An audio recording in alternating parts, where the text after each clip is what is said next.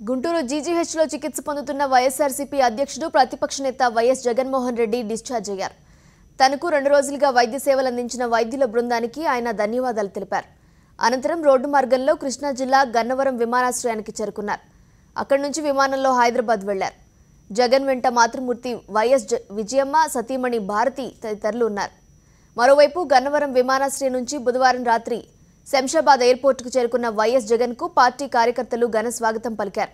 అనంతరం జగన్ లోటస్ పాండ్లోని ఇంటికి చేరుకుని విశ్రాంతి తీసుకున్నారు.